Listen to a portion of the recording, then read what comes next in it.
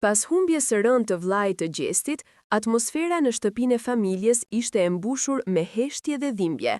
Familjarët dhe të afërmit kishin qëndruar pranë nënës të tij, e cila mezi përballonte tronditjen e papritur. Lotët dhe trishtimi i saj flisnin më shumë se çdo fjalë.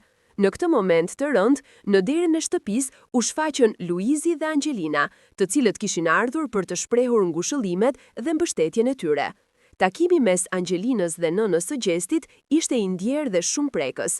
Ato u përqafuan fort, pa thënë asgjë për disa sekonda, sepse në momente të tilla fjalët shpesh janë të tepërta.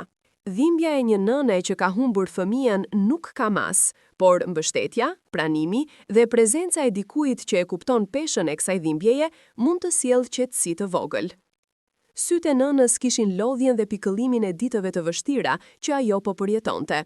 Ndërkohë, Gesti dhe Luizi qëndronin të ulur pranë njëri tjetrit, të heshtur, por të lidhur nga ndjenja e respektit dhe dhimbjes së përbashkët.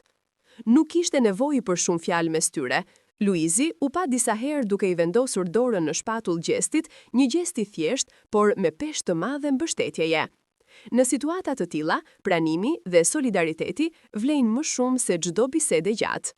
Për familjen e Gjestit, kjo vizitë nuk ishte thjesht një akt formaliteti, por një shenjë fort njerëzilluku.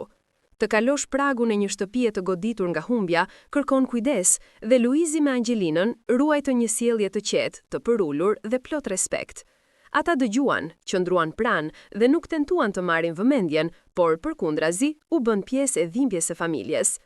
Në ditët kur humbja bie si një peshë e rënd mbi zemër, kujtimet, përqafimet dhe pranimi bëhen mbështetja më e madhe.